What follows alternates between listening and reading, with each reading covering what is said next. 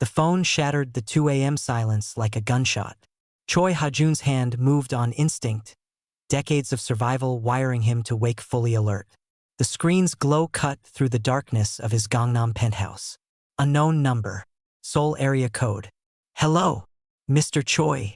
A woman's voice, professional, urgent. Korean with a slight accent. This is Nurse Kim from Asen Medical Center. Your ex-wife Mila Zulu is here.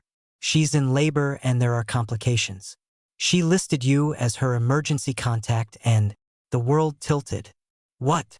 Sir, she's asking for you. The baby's heart rate is dropping and we need. Ha-jun was already moving, phone pressed to his ear, pulling on clothes with his free hand. I'm coming. 20 minutes. Don't let anything happen to her. He ended the call and stared at his reflection in the floor-to-ceiling windows overlooking Seoul's glittering skyline. Mila, pregnant. The words didn't connect. They'd signed the divorce papers a little over 7 months ago in cold silence. Her eyes red but dry, his hands steady despite the earthquake inside his chest. She'd walked out of his life without looking back. And now this. Before we dive deeper into this story, if you're looking to enjoy this dramatic reunion, hit that subscribe button and turn on notifications so you never miss our stories about love, redemption, and second chances. Trust me, you'll want to see how this unfolds. The elevator descended 60 floors in smooth silence. Ha-jun's mind raced through calculations. 8 months since the divorce, 9 months of pregnancy. The timeline fit. But why hadn't she told him? His driver was already waiting, the black Mercedes idling at the curb, because men in Ha-jun's position always had someone ready. Asen Medical Center, Ha-jun said, sliding into the back seat. Fast. Seoul streets blurred past, neon signs and late-night pojamika blending into streaks of color. Ha-jun pulled up Mila's contact. He'd never deleted it, though he'd stopped himself from calling 1,000 times. Her profile picture still showed her laughing at Namsan Tower, wind catching her natural hair, her dark skin glowing in the sunset.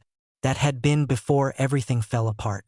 The hospital materialized ahead, all white concrete and glass, emergency entrance blazing with light. Ha-jun was out before the car fully stopped, his Italian leather shoes slapping against pavement as he strode through automatic doors. Maternity ward, Mila Zulu, he told the reception desk. The nurse's eyes widened in recognition. Everyone in Seoul knew Choi Ha-jun's face, even if they pretended not to. 4th floor, room 412. But sir, he was already at the elevator before she could finish her sentence, jabbing the button. The ride-up felt like drowning in slow motion. When the doors opened, he heard it. Mila's voice, tight with pain, speaking rapid kosa to someone. I'm scared. I know, Cece, I know. But you're strong. You're the strongest person I know. Ha-jun rounded the corner and froze. There she was, Mila, lying in the hospital bed, her face sheened with sweat, her natural hair pulled back in a scarf, and her stomach, God, her stomach was huge, round and tight beneath the hospital gown. A woman he recognized as Naledi, Mila's friend from the South African expat community, stood beside her, holding her hand. Then Mila's eyes found him. Those same dark brown eyes that had looked at him with love, with fury, with devastation. Now they held something else. Fear, relief, shame. Ha-jun, she breathed. He moved without thinking, crossing the room in 4 strides. Mila, what, how? Contraction hit. Her face contorted, her hand gripping Naledi's with white-knuckled force. The monitor beside the bed beeped frantically, numbers jumping. Blood pressure spiking, a nurse said, rushing in. Doctor, we need you here now. Everyone out except immediate family, the doctor ordered, a stern woman in her 50s with kind eyes behind wire-rimmed glasses. I'm staying, Ha-jun said. His voice carried the tone that ended arguments. And you are? The doctor challenged. The father. Mila's eyes met his, something breaking in them. It's okay, Dr. Kim. He can stay. Naledi squeezed Mila's shoulder. I'll be right outside, Cece. She shot Ha-jun a look that promised violence if he caused any harm, then left. Dr. Kim moved with practiced efficiency, checking monitors, examining Mila. The baby's heart rate is decelerating with each contraction. We're looking at fetal distress. I need to ask. Mr. Choi, is it? What's your blood type? AB negative. Why? The doctor's expression shifted. Ms. Zulu is O positive. The baby is showing signs of hemolytic disease. If we need to do a transfusion after birth, AB negative is extremely rare. That you're here is… She paused. Fortunate. Hajun looked at Mila. Why didn't you call me? Tell me anything. Mila started, her voice cracking. Hajun. Another contraction cut her off, her body arching. We need to prep for emergency C-section, Dr. Kim announced. The baby's not tolerating labor. Mr. Choi put a scrub on. Ms. Zulu, we're going to take care of you and the baby. Everything accelerated. Nurses swarmed, wheeling Mila toward the operating room. Hajun found himself in scrubs, mask, surgical cap, following them through swinging doors into bright white light. His hands, which had pulled triggers and signed death warrants without trembling, shook as he took Mila's hand. I'm sorry, she whispered, eyes glistening above her oxygen mask. I'm so sorry I didn't tell you. We'll talk after, he said, squeezing her fingers. Right now, just breathe. I'm here. I'm not going anywhere. The anesthesiologist worked quickly, and a blue surgical drape went up, blocking their view of Mila's abdomen. Dr. Kim's voice became a steady stream of medical jargons Hajun didn't understand. He kept his eyes on Mila's face, watching fear dance across her features. Almost there, Dr. Kim said. One more moment. Then a sound. A cry. Small, furious, alive. It's a girl, Dr. Kim announced, lifting a tiny, squirming body into view. Congratulations. Hajun's world stopped. She was perfect. Dark hair plastered to her small head, skin a beautiful brown somewhere between his and Mila's, eyes squeezed shut as she wailed her displeasure at being born. A daughter. His daughter. Mila sobbed, reaching out. My baby. My Neri. Neri? Hajun repeated. It means wings in Korean, Mila said, tears streaming down her temples into her hair. I wanted her to have a Korean name, to know where she comes from. The nurse brought the baby closer, wrapped in a pink blanket. Just a quick look. Then we need to check her vitals. Hajun stared at his daughter, at this impossible person who shouldn't exist but did. Neri's tiny hand emerged from the blanket, fingers spreading like a starfish. Without thinking, he offered his finger. She gripped it with surprising strength. Something in his chest cracked open, something he'd kept sealed and fortified for 37 years. Love, instant and overwhelming and terrifying. Mr. Choi, a nurse said urgently, we need you to come with us. The baby needs blood work and possibly a transfusion. Since you're AB negative, whatever she needs, Hajun said. Take everything. They pulled him away from Mila, leading him to an adjacent room. He sat in a chair, watching nurses work with practiced precision. The needle slid into his vein, and he watched his blood flow into a bag, literal life flowing from him to his daughter. You're very calm, the phlebotomist noted. Hajun almost laughed. Calm. He was anything but. His mind was a storm of questions, emotions, the careful control he'd maintained for decades unraveling with each second. But he'd learned long ago not to show weakness, so he sat still and let them take what they needed. 15 minutes later, he was back in the recovery room where they'd moved Mila. She looked exhausted, small in the hospital bed, but her eyes were alert as they tracked him. Is she okay? Mila asked immediately. Neri, is she? They're running tests. She's strong, loud, but okay. Hajun pulled a chair close to the bed and sat, suddenly feeling the weight of the entire night. Mila, talk to me, please. She closed her eyes. When she opened them again, they held a resignation he'd never seen before. I found out I was pregnant 2 weeks after I filed for divorce. I was going to tell you. I swear I was. But then… But what? Park Tae-wook came to see me. Ice flooded Hajun's veins.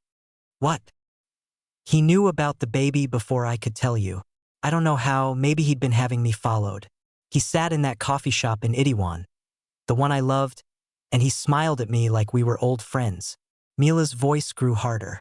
He told me he was planning to kill you, that it would happen within the month. And if I warned you, if I said anything, he'd have me deported and arrested. He had connections in Johannesburg, he said. My mother, my sisters. He'd make sure they were implicated in drug trafficking charges. Hajun's hands clenched into fists. Why didn't you tell you? Mila's laugh was bitter. Hajun, you were already pulling away from me. All those rumors about you and that actress, the photos, your late nights. I thought if I left, if I disappeared, maybe he'd leave you alone. Maybe you'd be safe. And maybe, her voice broke, maybe you'd be happier without me anyway. Those photos were fabricated, Hajun said quietly. I never touched that woman. Never even met her privately. Mila's eyes widened. What? Park set it up. I didn't know until later, but he paid photographers, paid the actress, created an entire affair that never happened. He wanted to destroy us. Hajun leaned forward, elbows on his knees. He's my half-brother. You're what? Same father, different mothers. He grew up in Busan with nothing while I inherited everything. I didn't know he existed until 5 years ago, and when I found out, I tried to help him. Brought him into the business, made him my partner. Apparently, that wasn't enough. The words tasted like ash. He wanted everything I had, including my destruction. Mila processed this, her expression cycling through shock, anger, grief. So we were both protecting each other by pushing each other away. And it was all his manipulation. Yeah. The door opened and Dr. Kim entered, smiling. Good news. Neri's blood work looks good. The transfusion worked perfectly. She's healthy, strong, and very angry about being poked with needles. She gets that from both of you, I think. Relief made Hajun lightheaded. Can we see her? In a moment. But first, I need to inform you. There were people asking about Ms. Zulu at the reception desk. 2 men. They left when security approached, but Dr. Kim's expression turned serious. I've worked in Seoul long enough to recognize certain types. You should know. Every muscle in Hajun's body tensed. What did they look like? Young, tattoos visible on their hands. They asked which room Ms. Zulu was in. Park knew. Of course he knew. He probably had people watching the hospital, watching Mila, waiting for exactly this moment when Hajun would be distracted and vulnerable. Hajun pulled out his phone and dialed. Minsik, I need a full security detail at Asen Medical Center, maternity ward, right now, and find out where Park Tae-wook is. Boss, what's? He knows about the baby. He knows Mila's here. Move now. He ended the call and looked at Mila. Her face had gone pale.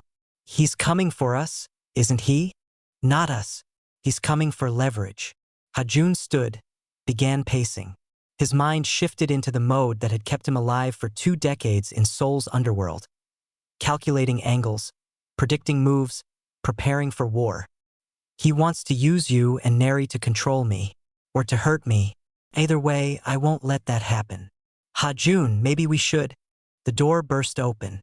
Nality rushed in, breathing hard. There are men in the parking garage. 3 of them watching the exits. I saw them when I went to get Mila's bag from my car. Perfect. They were already setting up the trap. If you're on the edge of your seat right now, imagine what's coming next. Drop a like on this video and comment below what you think Hajun should do. And don't forget to subscribe because this story is about to get even more intense. Hajun's phone buzzed. Minsik. Boss, I'm 10 minutes out with 6 men. But there's something you need to know. Tell me. Park made his move 3 hours ago. He's been systematically taking over your operations in Gangnam and Hongdae.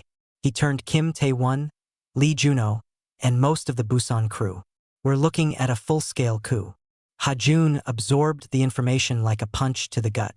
Years of loyalty, gone. Allies he'd trusted, bought. Park had been planning this for months, maybe years, waiting for the perfect moment of vulnerability.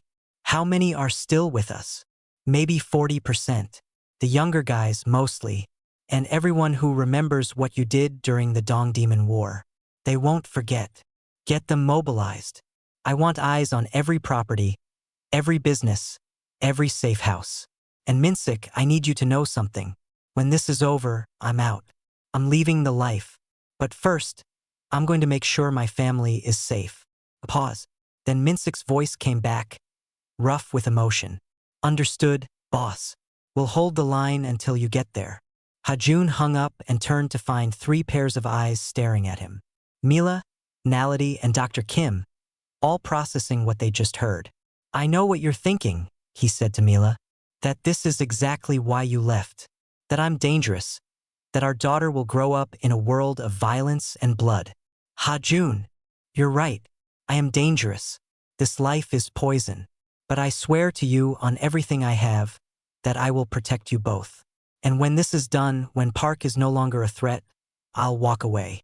We'll start over. Clean. Legal. Whatever you want. Mila's eyes searched his face. You mean that? Every word. Dr. Kim cleared her throat. I don't pretend to understand what's happening here, but I do know this. You have a newborn daughter who needs her parents. Both of you. So whatever you're planning, Mr. Choi, make it fast and make it smart. A nurse wheeled in a bassinet. Inside, wrapped in pink blankets, Neri slept with her tiny fist pressed to her mouth. Hajun's heart stopped all over again. 5 minutes, Dr. Kim said. Then Ms. Zulu needs rest, and frankly, so does the baby. Hajun moved to the bassinet, looking down at his daughter. She was so small, so impossibly fragile. How did people do this? How did they create life and then protect it in a world this brutal? She has your nose, Mila said softly from the bed. She has your strength. I can already tell. Hajun carefully lifted Neri, supporting her head the way he'd seen in movies. She fit perfectly in his arms, warm and alive in his. Hey, baby girl. I'm your Appa. I know I missed a lot. I missed your mom being pregnant, missed feeling you kick, missed all those months. But I'm here now, and I promise you, I promise, that I will be the father you deserve. Neri's eyes opened, unfocused and dark, looking somewhere past him. Then she yawned, a tiny sound that seemed to remind him again why he need to leave the crime life. Naledi made a sound suspiciously like a stifled sob. Even she, who'd glared at him with pure hatred 15 minutes ago, seemed moved. Mr. Choi, Minsik's voice came from the doorway. He stood there with 5 men, all dressed in black suits, all carrying the weight of men who'd seen violence and survived. We've secured the floor. There are 8 of Park's people in the building, 2 in the parking garage, 3 in the lobby, 1 outside the maternity ward, and 2 unknowns. Do we engage? Hajun looked at Neri, then at Mila. No, we're not turning this hospital into a war zone. Dr. Kim, is there another way out of this floor? Service elevator in the back. Goes down to the loading dock where we receive medical supplies. That's our exit. Minsik, get a car to the loading dock. 2 vehicles. 1 decoy heading to my Gangnam apartment. 1 actually taking us somewhere safe. Where? Good question. Park knew all of Hajun's properties, all his safe houses in Seoul. He'd need somewhere unexpected, somewhere with history that predated Park's involvement. The mountain estate in Pyeongchang. My grandfather's old place. Minsik's eyes widened slightly. That's been closed for 8 years. Exactly. Park doesn't know about it because I never told him. It's fully supplied, fortified, and remote. We can defend it if we need to.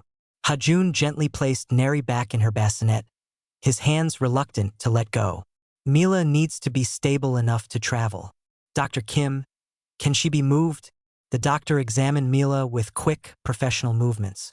The C-section was clean, no complications. Normally I'd want her here for 3 days minimum, but given the circumstances, she sighed. I'll give you medication for pain and infection prevention. She'll need to rest, no heavy lifting, regular monitoring. And Mr. Choi, if anything happens to her or that baby because I let you take them out of here, I will personally hunt you down. Despite everything, Hajun almost smiled. Understood. 20 minutes later, Mila was dressed in clothes Naledi had brought. Loose pants and an oversized shirt that hid how recently she'd given birth. She moved slowly, wincing with each step, but determination set her jaw. I can walk, she insisted when Hajun moved to help her. I'm South African. We don't break easy. You just had major surgery. And I've survived worse. Come on. They moved through the corridor, Minsik's men flanking them information.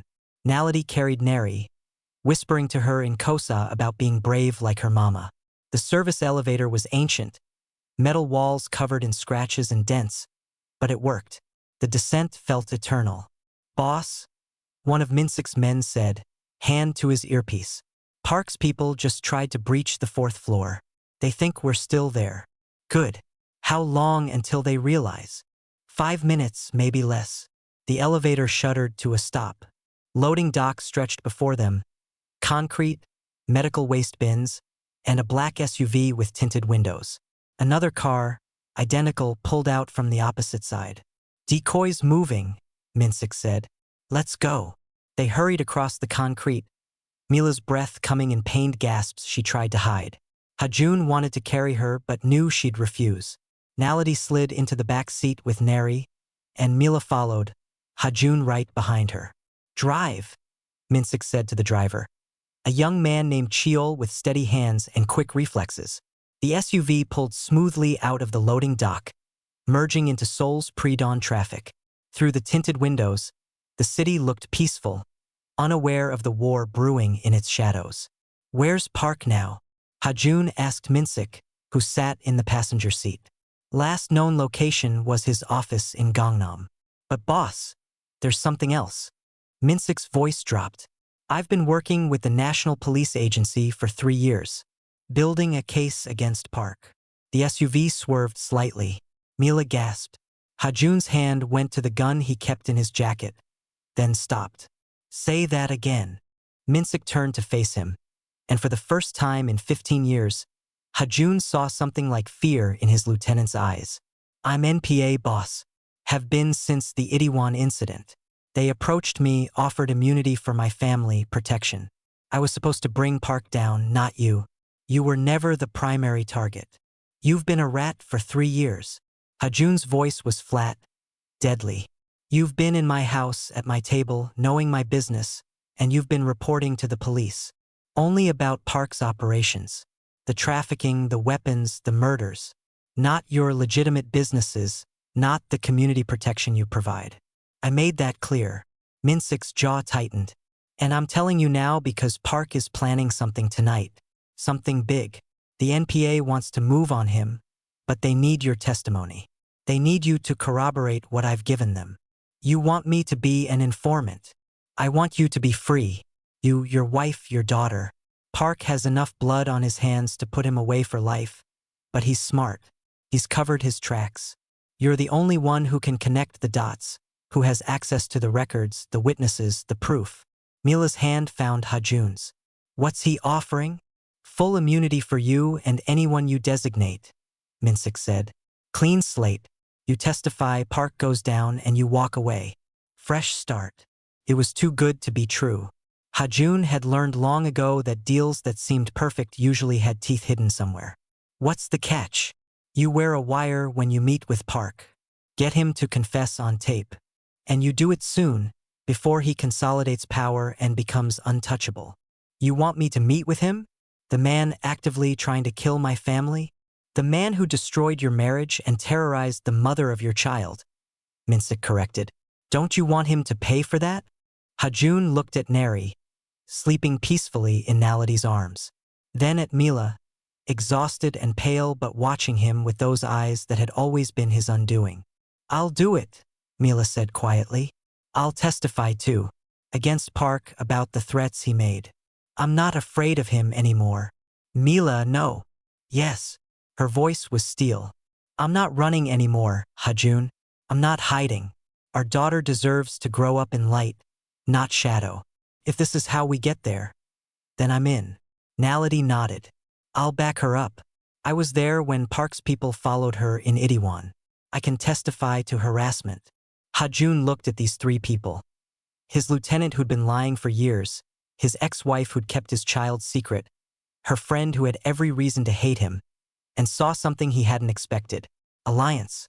Trust. Hope. Okay, he said. But we do this my way. Minsik set up the meet. Somewhere public enough that Park won't make a move but private enough we can talk. And I want full tactical support. NPA doesn't move until I give the signal. Done. The SUV climbed into the mountains, soul shrinking in the rearview mirror. Dawn broke over the peaks, painting everything gold and pink. Neri stirred, whimpering, and Mila took her, began nursing with a practiced ease that made Hajun realize how much he'd missed. I'm sorry, he said quietly, for all of it. The life I brought you into, the danger, the lies. You deserved better. We both made choices, Mila said, looking down at Neri. Some good, some terrible. But this? She's perfect. And maybe that's what we focus on now.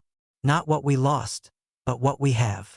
The estate appeared around a curve, traditional Korean architecture perched on the mountainside, all curved roofs and stone walls, with modern security additions that his grandfather had installed in the 90s. It looked exactly as Hajun remembered from childhood summers, when the world was simple and violence was something that happened to other people. They secured the perimeter first. Minsik's men swept every room, checked every entrance, set up surveillance. The place had been maintained by a local family who didn't ask questions and didn't gossip. Fresh bedding, stocked kitchen, everything ready. Hajun led Mila to the master bedroom, traditional Andal floor heating, sliding doors that opened onto a view of mountains and pine forest.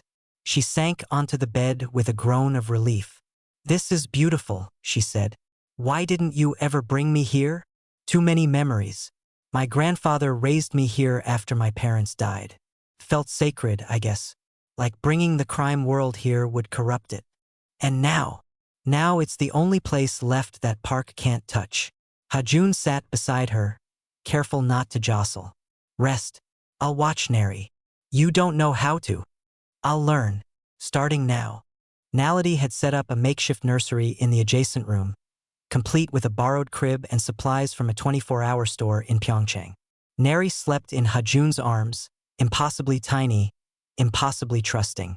He'd held weapons that weighed more. He'd carried burdens that crushed men. But this 7-pound human terrified him more than anything in his life. You're doing fine, Naledi said from the doorway. She'd been watching him for 10 minutes, he realized. I don't know what I'm doing. None of us do at first. But you're here, you're holding her, you're trying. That's more than a lot of fathers manage. She paused. Mila told me about Park. About the threats. I'm going to end him. Good. Because if you don't, I will. Nobody threatens my sister and gets away with it. Naledi's expression softened slightly. She loved you, you know. Still does, even after everything. She cried for months after the divorce. I wanted to hunt you down myself. Why didn't you? Because she made me promise not to. Said you were better off without her. That she was just dragging you down. Naledi shook her head. That's what love does, I guess. Makes you sacrifice yourself for someone else's happiness. Hajun looked down at Neri. I won't let her grow up thinking sacrifice means suffering. I want her to be strong but happy, fierce but gentle. Everything Mila is. Then you better survive whatever's coming. Because that little girl needs her father. The next 36 hours passed in a strange domesticity. Mila rested and recovered, her body healing with the resilience Dr. Kim had predicted. Hajun learned to change diapers, mix formula for supplemental feeding, and interpret Neri's different cries. Hunger cry, tired cry, uncomfortable cry, each one distinct once you paid attention. Minsik coordinated with the NPA, setting up the meet with Park. It would happen at a restaurant in Gangnam, neutral territory both men had used for business dinners. Park had agreed immediately, confident in his position, eager to gloat. He thinks he's won, Minsik said over a secure line. He's been calling your old contacts, offering them deals, threatening their families. Half of Gangnam is terrified, the other half is calculating odds. Let them calculate. When Park falls, they'll remember who actually had power. The morning of the meet arrived cold and clear. Hajun dressed in a suit, wire taped to his chest by an NPA technician who worked in efficient silence. Mila watched from the bed, Neri sleeping beside her. Come back, she said. Not a question. Command. I will. I promise. Don't promise. Just do it. She reached for his hand, pulled him down for a kiss that tasted like fear and hope and every word they'd never said. I love you. I never stopped. Even when I hated you, I loved you. I love you too. Both of you. That's why I'm doing this.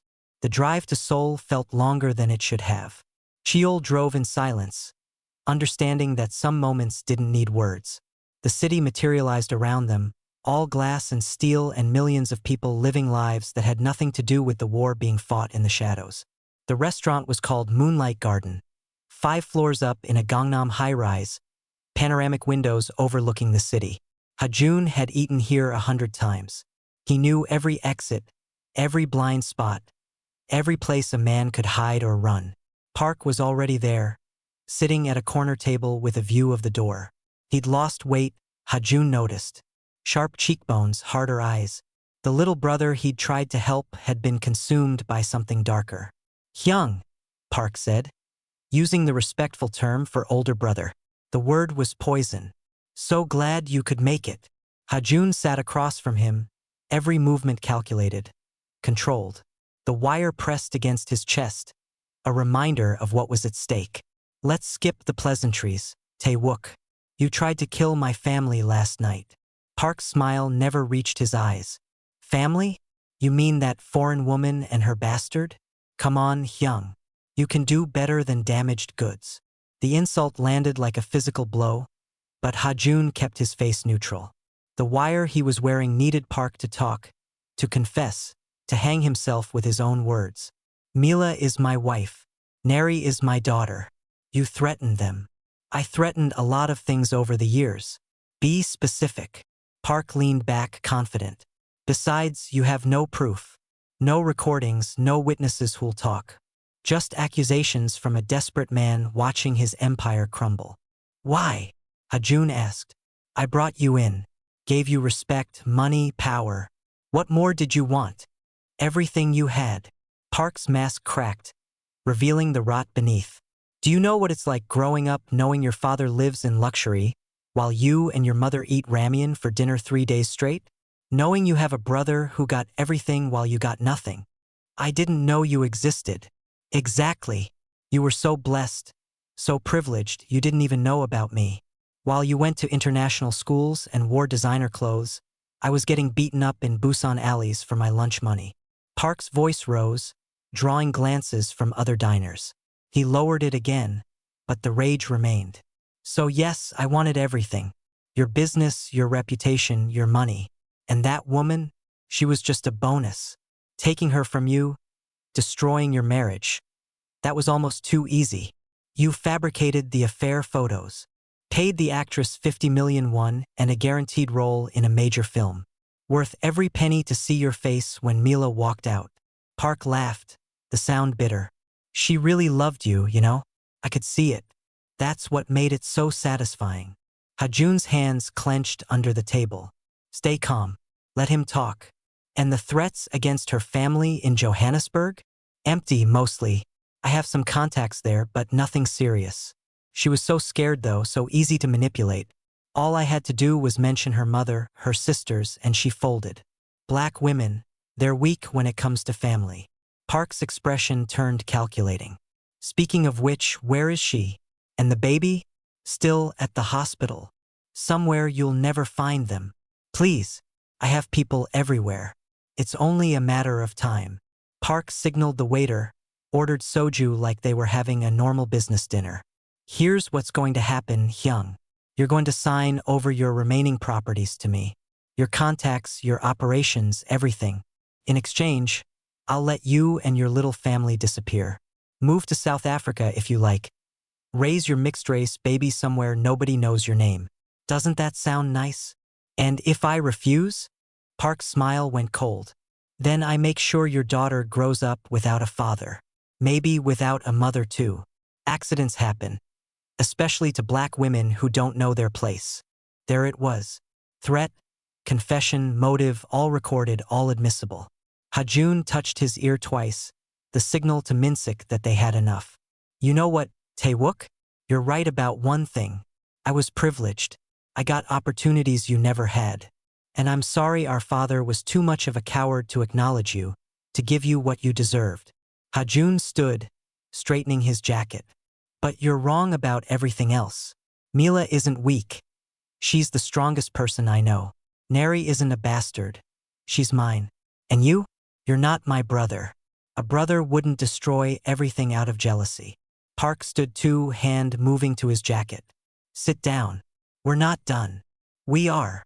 Hajun turned to leave. I said sit down.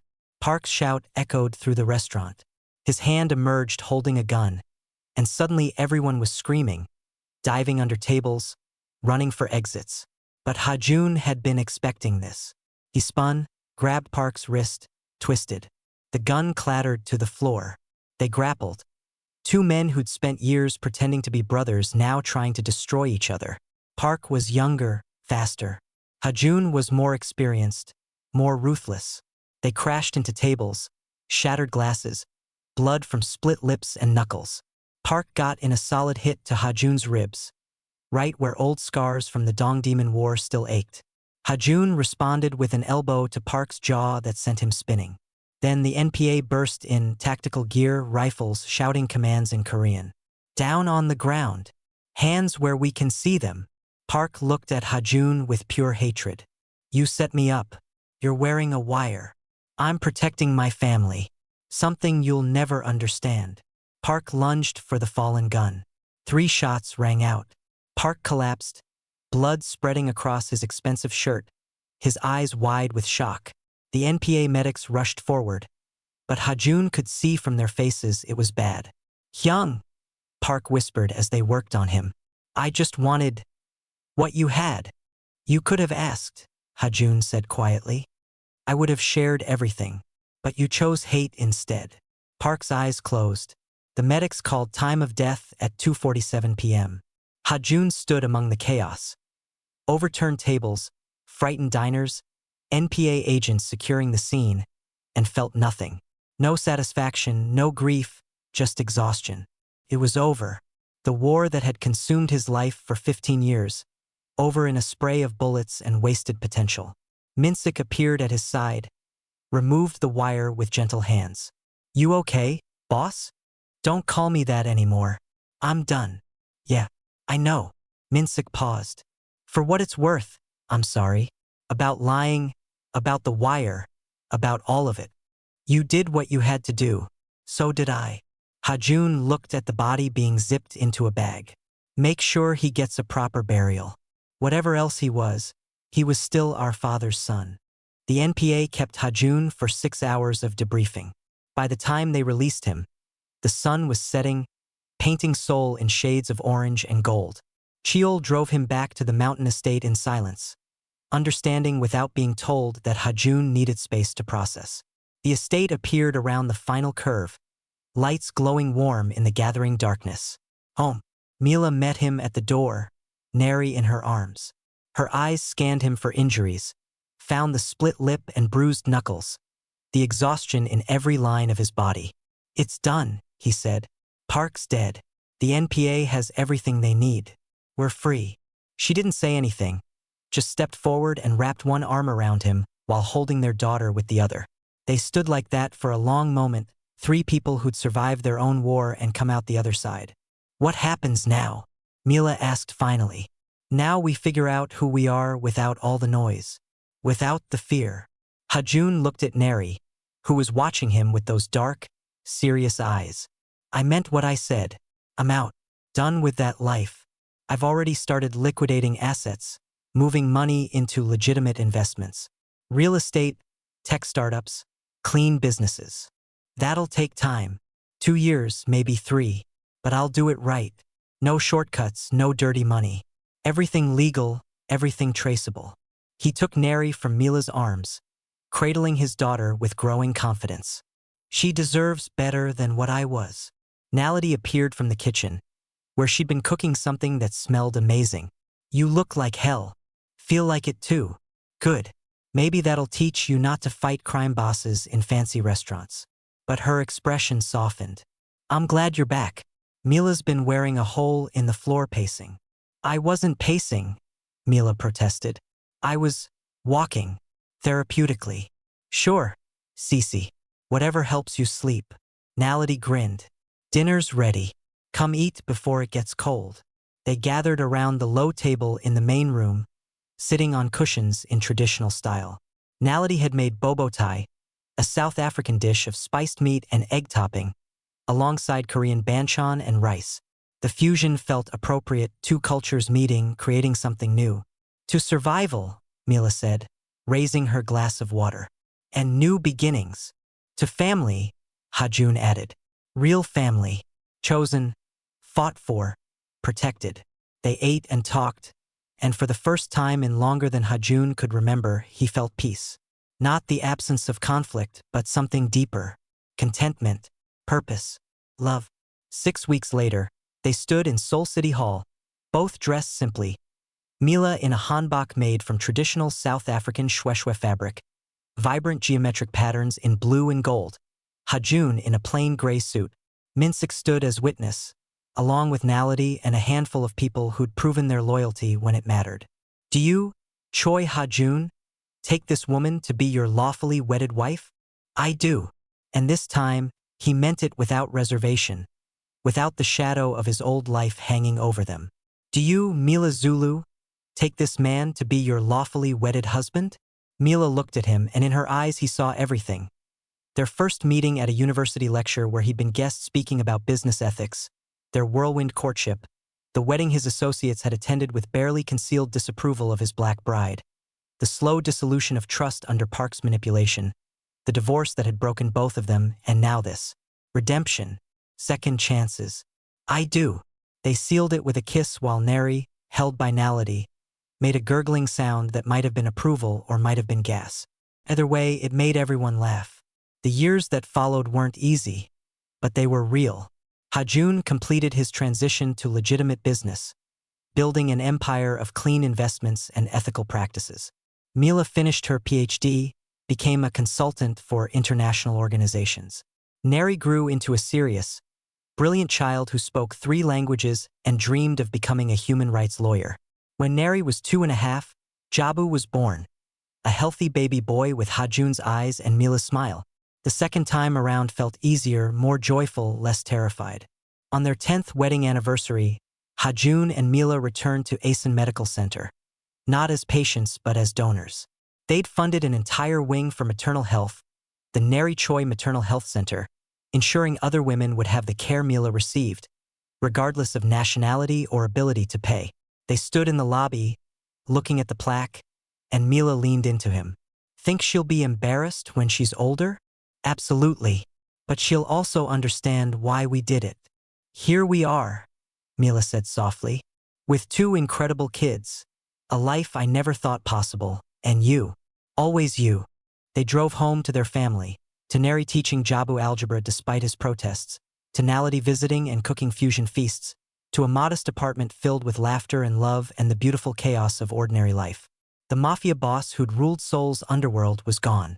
In his place stood a father, a husband, a man who'd learned that true power wasn't about control or fear. It was about coming home to noise and love and the beautiful chaos of family. And that, Hajun realized watching his children argue about ice cream flavors while his wife laughed in the kitchen, was the greatest transformation of all. Not a single grand gesture, but 1,000 small ones. Not perfection, but persistent effort. Not forgetting the past, but building something better from its ruins. If this story inspired you, moved you, or made you believe in second chances, leave a comment below sharing your thoughts. Don't forget to like this video and subscribe to our channel for more powerful stories about love, family, and redemption. Hit that notification bell so you never miss our next upload. Thank you for watching, and remember, it's never too late to choose love over fear.